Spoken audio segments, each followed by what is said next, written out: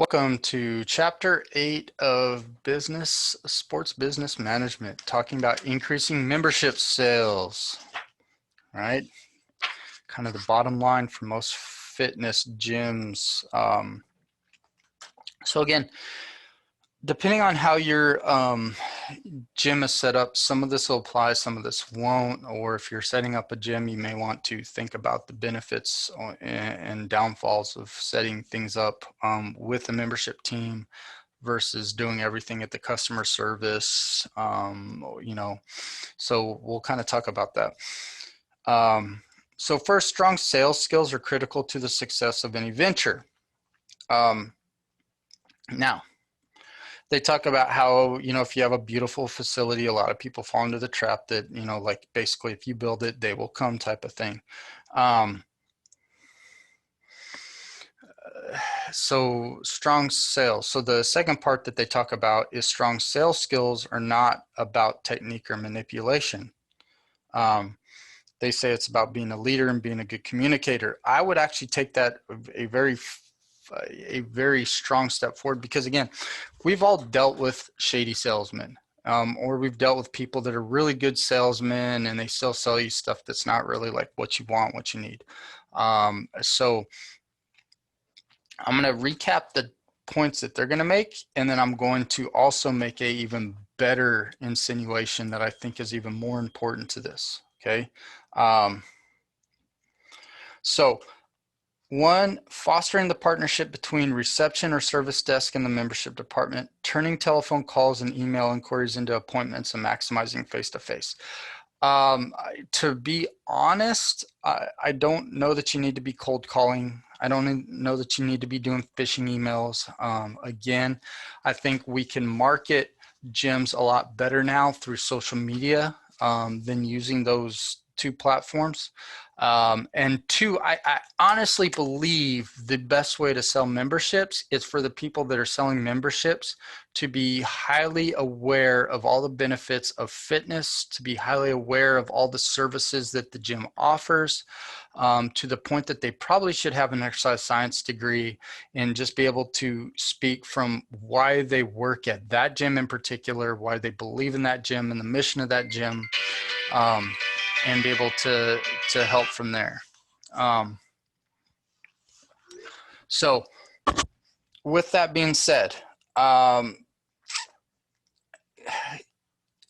think if you can really dive in to being understanding nutrition, understanding exercise science and all that, you can sell it. And I'm going to give from my personal example. When I worked at a gym in the sales department, I was kind of, like transitioning out of working in sports and things. This was a job I found, not really what I wanted to do, but I did it. And I became the sales leader at my position within the first month I was there, because I was the only one that understood all those things. So when people came in, I would talk, like, oh, hey, I can answer any question they had, well, like, I'm trying to lose weight. What I need to be doing. I could actually tell them things. I'm like, oh, well, this is what what are you doing now? This is what you need to work on, and all these other things. And it worked. So again, that was a huge thing. So again, they say foster partnership between reception desk and membership staff. Again, I think if you're going to have those two things, I believe that's completely true. But again, I don't really like the idea of you walk to the front desk and you're like, hey, I'm thinking about buying a membership. Oh, why don't you go sit down and I'll bring somebody. It's a weird thing. It's like when you go to a car dealership and you ask the wrong person and they're like, oh, let me go get somebody that's going to come sell you something. I don't like that approach. I honestly think it's one of the things we mess up in our business, because again, the last thing you want people doing is sitting around waiting to start working out or start their, they're already gonna have to fill out paperwork and everything else. If they've already decided they want to work out, to get them signing their, their waivers and all that stuff and get them going as soon as possible, I believe is more important. Even though I worked in one of those other areas, and like I said, I did well in that, I just don't think the structure is a good idea. Again, these are some things that, again, they're talking about in this particular instance, how they do things, where people have, you know, you want to give accurate information. Well, the problem is a lot of people at front desk and a lot of people in sales can't give accurate information because they don't understand. And people are coming in looking for answers. You need to be able to start answering their questions right away. And a lot of times their questions are, if I come here, am I going to make the changes I need to make? You know, and being able to honestly answer that is important. And most front desk staff and sales staff are not mentally equipped to do that. You know, again, understand how much information to give. This is one of the biggest problems that we have. You know, like I'm basically going to hammer this book on this chapter because I just don't like it. The more information you give people on fitness and nutrition, the better. You don't hold stuff back. You know, give them the truth. And the truth shall set them free, and it shall help them to be, it's going to help them to be successful, and it's going to help them to want to come be at your gym. Okay. Again, they do hit in here that lack of knowledge is a bad thing. And I agree with that. Poor attitude, again. Yeah. I mean, if you're working in customer service, that's a kind of a, yeah, you know, you don't hire like some emo kid to work your front desk, right? So, again, I don't like the liaison from the reception desk goes to sales and all that. I think all that needs to be at the front. You know, the people at the front desk need to be educated. They need to understand stuff. Like they need to be smart enough that maybe they're not quite personal trainer level, but they know enough. And again, I think all sales should happen right then and there. Okay.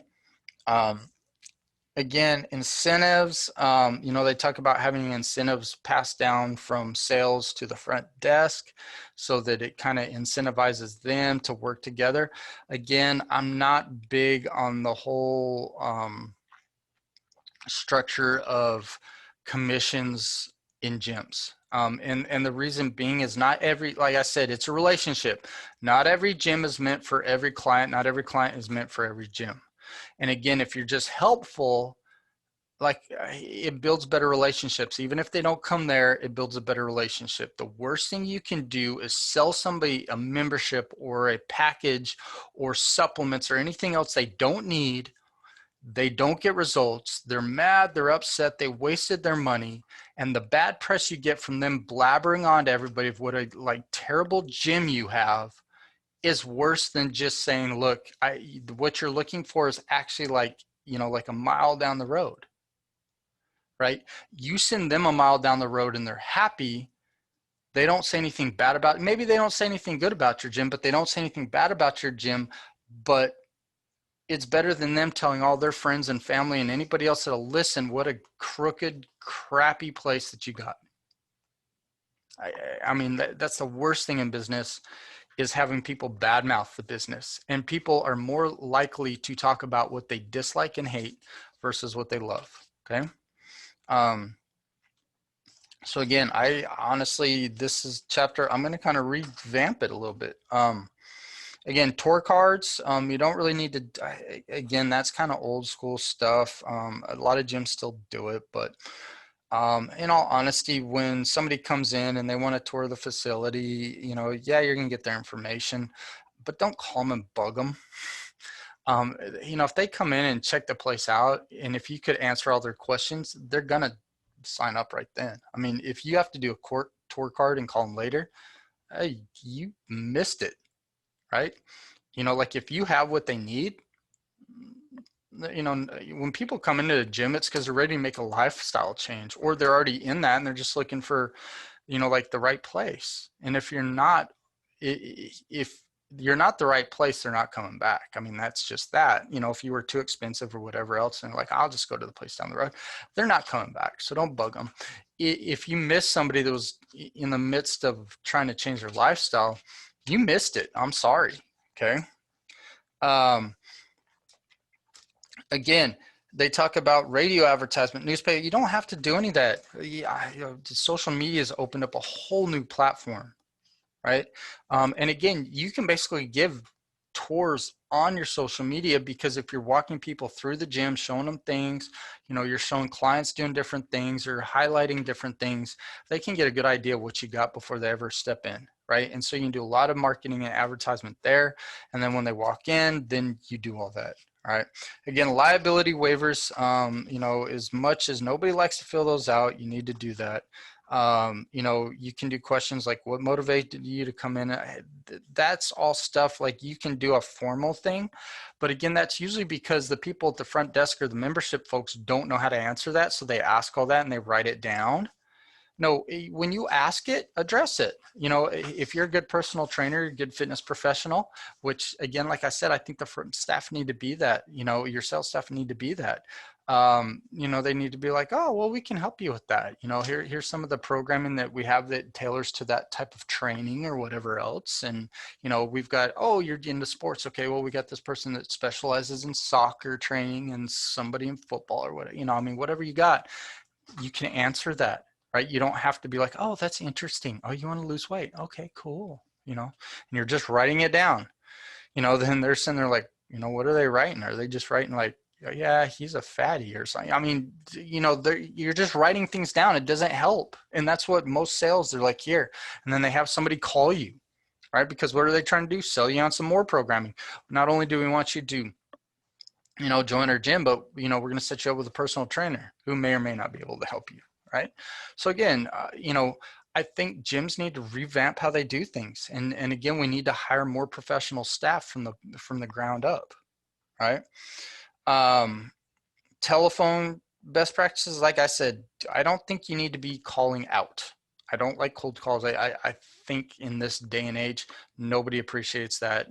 Most of the time people are just going to ignore you, hang up on you. So don't, I think stick to the media platforms, get everything out there, and then answer things coming in. Don't go bothering people, right? Spend your money on getting your stuff advertised more on Facebook and Instagram and Twitter and, you know, like the local sponsorships. All do that. Don't waste time here, right? I'm actually going to skip that whole thing. The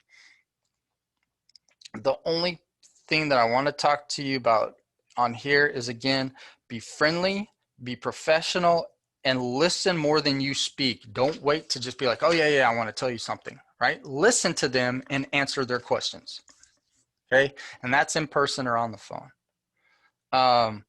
Again, these are important, and this is the problem people run into, because when you're a salesperson, it's hard to build trust, but you need to build trust and be transparent. But if you're trying to sell them something they don't need, you can't do either, can you? So you need to know what they need. You need to understand that, and you need to not try to sell for the sake of selling, right?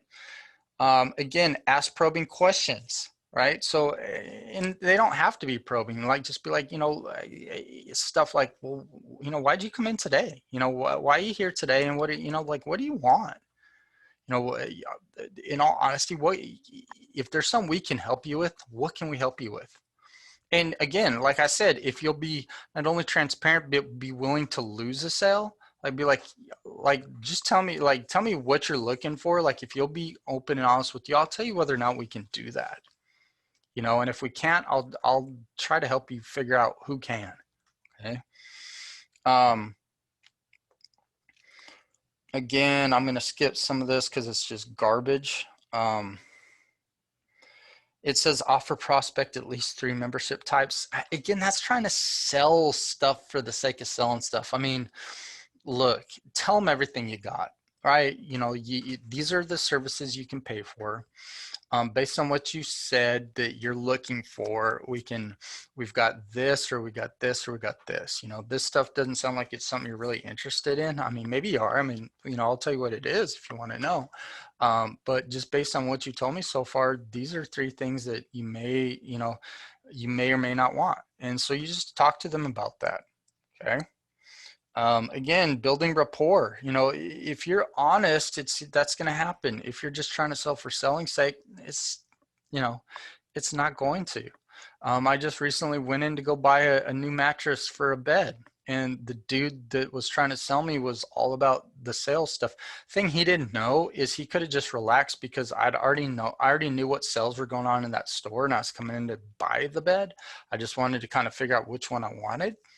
But the guy almost put me off to the point I wanted to go somewhere else because he was trying to sell, and it honestly just made me mad. So yeah, don't do that. This is some stuff I think it's stupid that we actually have to say this. When you meet a member, use their name. Like, hi, Bob, extend a hand. Yeah, if you don't know how to greet people, I don't think you need to be working in sales, or to be honest, I don't think you need to be working with people. Use your full name in an introduction. Again, I don't know that that's necessary. Like if you're like, hey, I'm Robert, I work in this department, if you need any help. Most people don't, nowadays it's, I use my formal stuff when I have to be formal. Most of the time when I'm trying to, and again, I think when you're trying to talk to somebody about something you have to give for them and everything, it needs to be a bit more informal. Like saying, hi, my name's Jason, rather than, hi, I'm Jason Curtis and I'm the director of, I mean, if you're trying to impress them, it's one thing. Now what I would suggest, like if I'm one of the bosses or something and somebody's introducing you as the boss, yes, you want to introduce somebody with their full name and their title. But as soon as they do that, I'm going to say, hi, yeah, I'm Jason. Let me know what I can do to help you out, right? Because again, when it becomes more informal, it's more friendly. You build a better rapport, right? It's one of the reasons I'm not a big fan of using my formal stuff like I'm Dr. Curtis. The only time I do that is when I got to flex. It's just not my thing. Because again, you guys are my students. I got to see you all the time. You got to see me. I want y'all to be honest with me about stuff going on. So again, you guys, usually, I mean, some of y'all call me Dr. Curtis, some of y'all call me Professor, some of y'all call me Jason. I don't care, whatever is most comfortable for you, but I'm here to teach you and I'm here to help you get graduated, right? Here's some other things that I'm like, really, we have to tell people this? Breath. Nobody likes stinky breath. Chew on some gum, brush your teeth. Make sure you don't smell, put on some deodorant, take a shower. Don't look disheveled, right? If you have a uniform, wear the uniform, do your hair. Don't look like, you just had a major bender and you're hungover. Choice of clothing, right? Again, it needs to be appropriate for being at your work, whatever that is. Vocabulary, F-bombs every 5 seconds isn't a good idea. Let's just put it that way. Presentation skills, I mean, you need to be able to say what you got to say without sounding like an idiot, but at the same time, you don't want to rehearse something so much it's disingenuous, okay? Voice and tone and volume, don't be like, hey, I'm Sarah, nice to meet you. Like don't sound like you're bored and you don't want to be there, because then they're like, I don't want to be here. Eye contact, look at the person. Don't, look, don't be looking off and not, not engaging with them. Nonverbal skills, don't look closed off. Don't have arms folded and look like, hey, bro, I don't want to talk to you. Stay away. Facial expressions, again, RBF is not a good look. Be happy, look happy, have good energy, be attentive, right? Those are all, I would think that we shouldn't even have to have that in here, but effective listening communication. Now, this is something to talk about because some people just don't really do this well. So one, listen to what they have to say.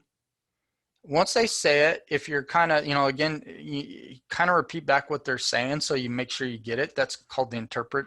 So you listen, so you hear. I don't like using the word hear because hear just means like they're talking and you can hear it. Listen to what they're saying. Interpret it, right? So say, okay, so let me get this straight. You gained this much weight over this time. You started having these health issues. You're wanting to do this. Is there any other reasons why you want to, like you can, then maybe elaborate and ask them some more, right? Reflect on it. right? So again, that's part of the interpret and reflect, I think are things that go together. Again, clarify any questions that you may have, right? So check for meaning, then you respond. So once you get through all that, then you're able to respond. Don't just be like, oh, she said this, he said this. I'm going to say no. Listen, listen, listen. And then sometimes even while they're saying something, they may be saying something, as in they're alluding to something. Pick that up, right? Understand how to talk to people and read people.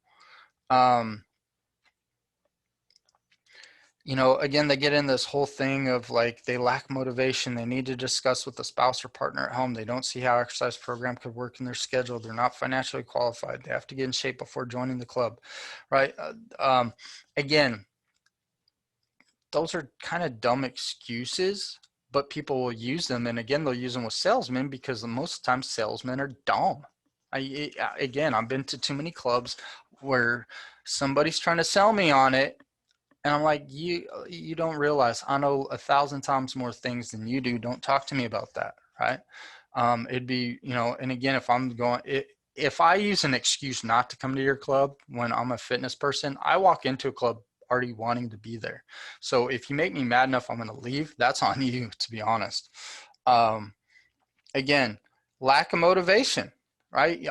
If you're, you should know what that is and you should know how to deal with that. Again, fitness people know how. They're like, look, we get it. It's a lot easier to sit on the couch than to come in here and like work and sweat and do those things.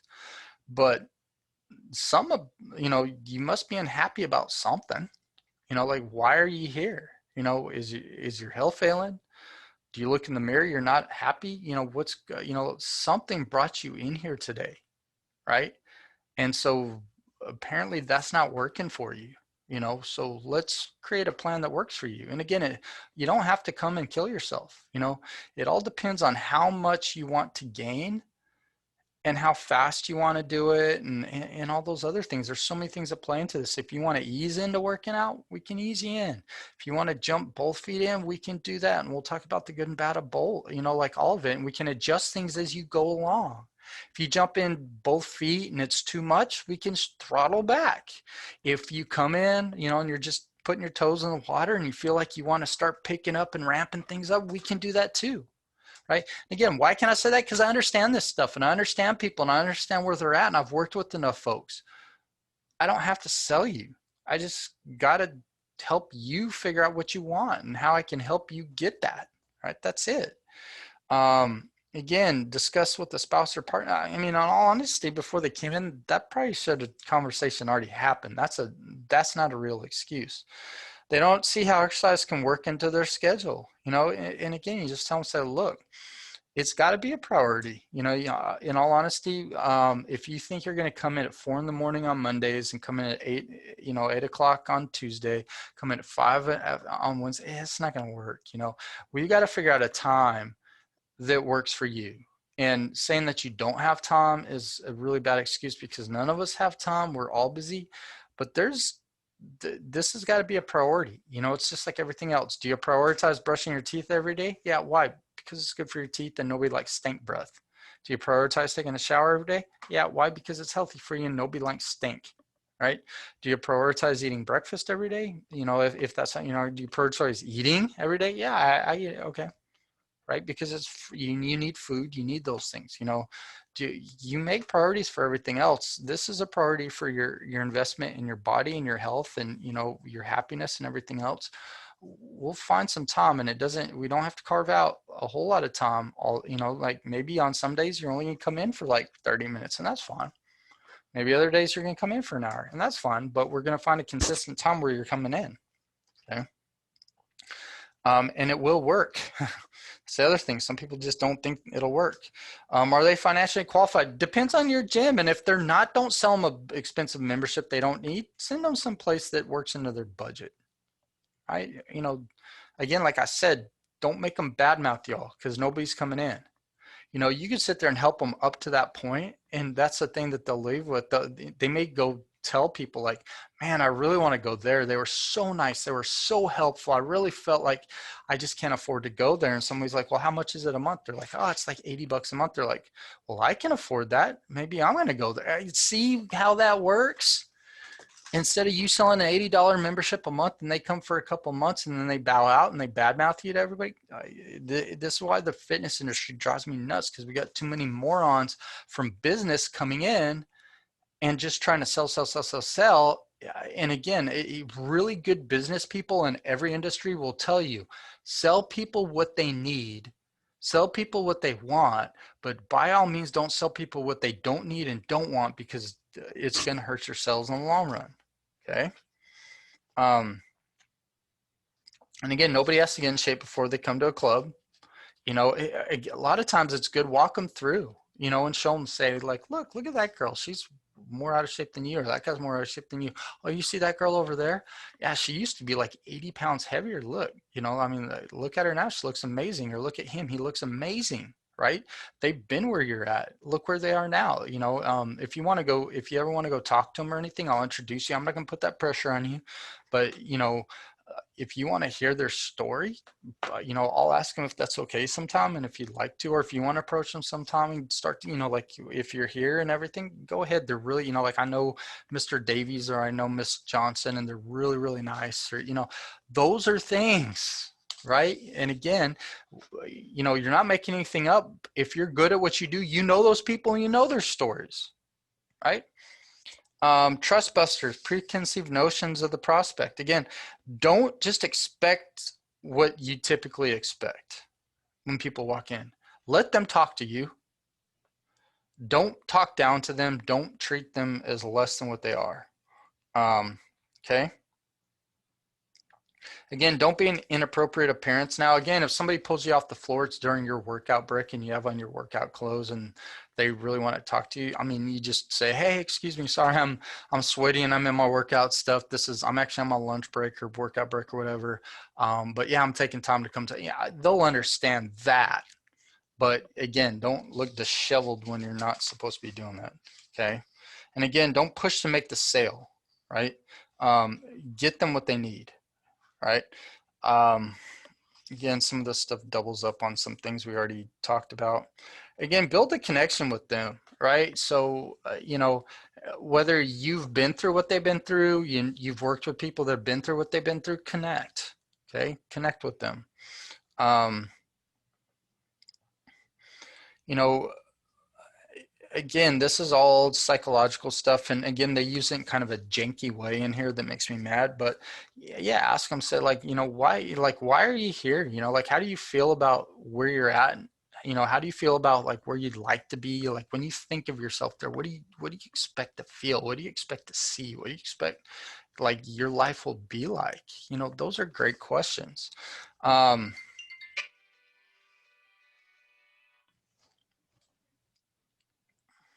You know, work on those things. Have genuine interest. Don't just act interested. Be genuinely interested in that. Okay. You know, if you have a great facility, make sure you tour them around, and you know, like don't pressure them, but just be like, you want to go see everything? You know, like, hey, you know, like, or, you know, and again, if they're like, hey, I just wanted to come in and like sign up, you don't have to tour them around if they're going to do that. But again, it's not a bad idea. Even if somebody signs up, you know, like, hey, I'm going to just come sign up today. I'm going to start tomorrow, whatever. That's fine. If they have the time, like if they're not rushed, be like, why don't you come tour, you know, like, let me show you everything. So when you come in tomorrow, like you kind of got an idea what you want to go do, you know, like, so say they didn't buy personal training, they just, you know, like, let me show you where everything's at. And again, you guys can always, you know, always feel free to come ask me or anybody else, you know, we'll help you out. But, you know, just give you an idea. So like, you know, like when you're thinking tonight where you want to start, you know, whatever your routine is you want to start with, you know, yeah, just always offer, you know, to help things out.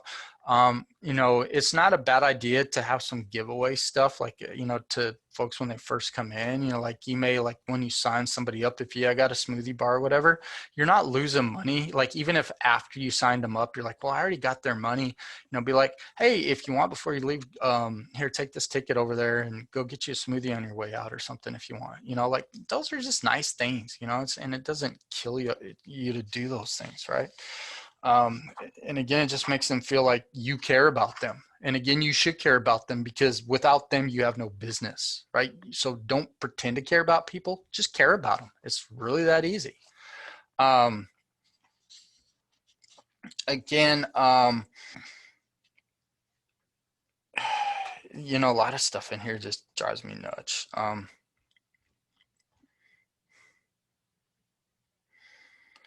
You know, things like, when are you planning on making your decision start fitness program? When do you want to start your membership?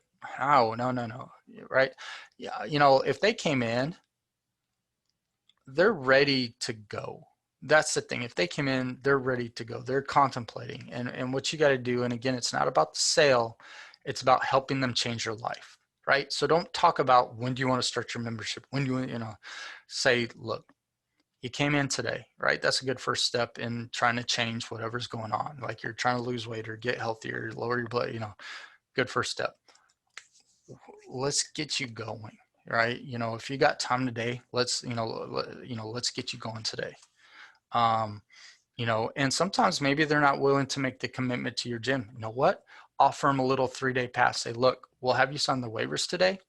I'm going to work with you. I'm going to take you in there today, or if you want to come tomorrow, I'm going to take you in there and I'm going to get you started on the right track. Now, again, if you want to buy personal training at some point, that's up to you. I'm not going to pressure you on that. I'll do what I can, you know, over the next 3 days. You know, what does it hurt for you to give them a little free personal training and get them started? Nothing. And again, if they like, you know, if you do a good job and you educate them, and they're like, you know what, I think I'd like to have more of that and get a personal trainer, and say you're not the personal trainer, you're, you know, like, I'm the manager or whatever, fine. I'll say, you know what, you know, like, I've been working with you for the last 3 days. I think you work really well with Sarah. I think you work really well with Robert or whoever it is. Say, like, you're just personality, I think would be great. I'll introduce you to them. And you can work out you know, like, whatever you want to do personal training wise with them. And again, no pressure. Again, you know, like, anytime you have questions, and again, that's the thing. Some clubs will be like, oh, well, if you want help, you got to get training. Don't do that. Anybody that asks for help, your floor staff, your management, anybody should be willing to help them in the club with as much as possible. If they want it more formalized in training, they'll get to that point. Okay. Don't be stupid. All right. Again, by you trying to get them to start helping themselves, it goes through this whole thing about, like, just getting them to get going, right? And I said, you know, like, if it's the whole pressure of, like, the whole monthly or, like, signing yearly contract or however you do things, just give them a few days. Because again, if you have a good product and you let them taste that product, so to speak, like, if you got a good gym, you're going to help them out and you're going to do that, and they get a taste of it, they're going to want it. That's all you need to know. Like, you're selling, you know, when you're selling your gym and you believe in your gym and you're part of that gym, you're selling yourself. That's all you need to do. Okay. Forget this nonsense, right? Don't ask, well, how many days per week are you planning on using? Don't ask that stuff, because again, your goal is to get them in there and get them using it every day if possible. Or if they want to have a rest day or 2 rest days, yeah, you know, but we want them changing their life, right? That's the whole thing. We're not asking financial ability. You just be transparent with what it costs, right? Have a menu or whatever you got to do when somebody walks in or gets on your website. People should just know what it is, right?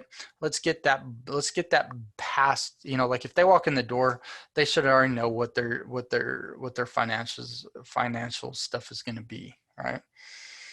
Okay. Again, like, hiding that stuff that irritates me, is when you go and you're like, okay, why, I want to buy this. How much? And they tell you, like, oh crap, that's it. And they think if they can get you to like it enough, you'll overspend on something. Nah, that's garbage selling. Don't do that. Okay. You're my students. You're better than that. If you work at a gym that does that, don't work there. Okay. What makes you different than your competitors? I honestly say you don't need to tell them, show them. Like I said, take them in the gym and help them. You know, you could have the exact same gym as the person down the street, but you have better people, and that's more important. If you're good at what you do, everybody's good at what they do, that's enough. Even if you don't have as good of equipment, but you have enough equipment to do everything somebody needs, that's good enough. So show them. Be the difference. Now, if you have better stuff too, they'll see it, but just be better. Again, know your competition, right? And you don't, one of the things is you don't have to like talk crap about them. And you just be like, oh, well, they're this type of gym. They, it's, if you go over there, they charge you this, this, and this. They're going to have mostly pretty much everything we have. The thing that I'm going to tell you right now that we'll do here is like you're seeing from me right now. We're going to sit with you and be with you. I don't know that you'll get that. If you want to go check it out, you can. But again, I'm going to encourage you right now. I'm here to help you. Like if you want to start right now, let's get you started right now. I've got time, or so-and-so's got time, and we will start working on your progress right now. Right? Let's go. We're here to help. Okay. Like I said, the people in the gym are a better selling point than the equipment, because most equipment's pretty standard. All right. So as long as you got pretty much anything and everything, that's not the difference, right? So again, like you don't have to go through all this selling garbage that they do. Again, they talk about like handling concerns or objections. No, if somebody's got objections, it's not about like trying to get them, like just address it. Like, okay, well, what's your hangups? Okay, let's see what we can do.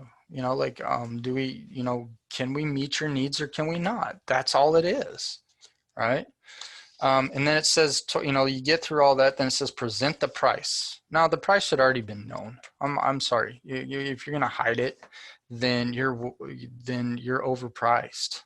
Okay. Again, it's just like they go through sales and sales and sales, and like I told you, if you can sell what you believe, there's no such thing as needing to know sales tips and traps, is what I would call them. Okay. We're not going to go through this. Yeah. Again, one thing that if you do corporate group membership sales or you have like corporate discounts, it's always a good idea to ask somebody. Don't try to cheat somebody out of something they deserve. So always ask them, say, oh yeah, by the way, do you work, like where do you work? Do you, or are you part of any, like and again, it's not a bad idea to have a list of organizations that have discounts for you guys and say, do you have any of this stuff that's on here? Do you work for any of these folks? And they're like, oh yeah, I do. And they're like, oh, that's cool. Yeah, these prices, you actually get 10% off, just to let you know. That's a good thing, right? So don't cheat them out of it, do that. Because again, what does that do? They go back to their business and like, did y'all know, like one, they were the coolest people ever, but two, did you know that if you guys go to that gym, we get like 20% off? Yeah. So now they just went back and got you more folks. Yeah. You're welcome, right?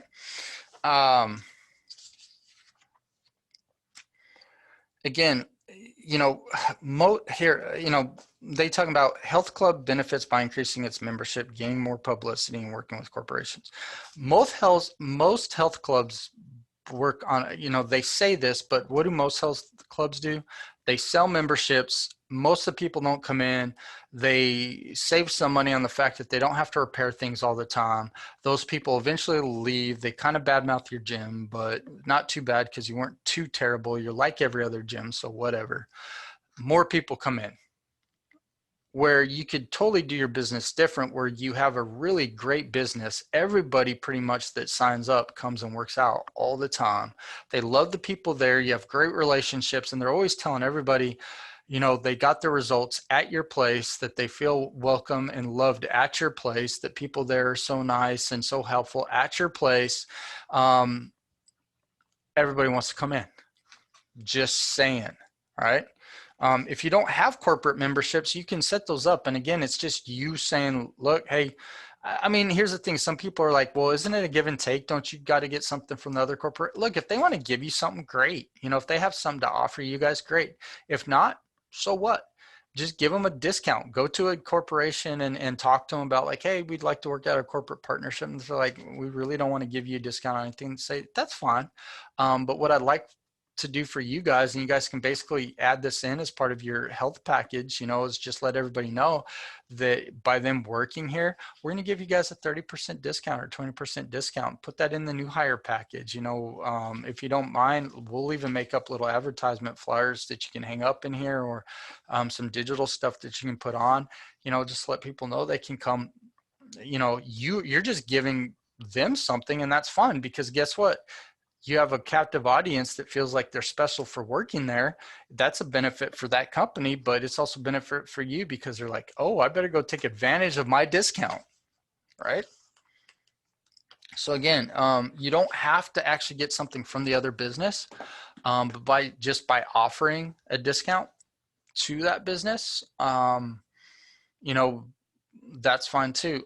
Sometimes you can work out. I know some businesses, what they'll do is they'll basically pay for all their employees to have a membership at your place, whether they come use it or not. And again, you need to go there and really encourage them to use it, because again, if it's not something that they're seeing a good ROI on, so if most of their employees are coming in, they're still getting obese and they're still having a lot of health issues, and they're like, are any of these folks coming in? They're like, no, we haven't seen them. They're eventually going to cut ties with you.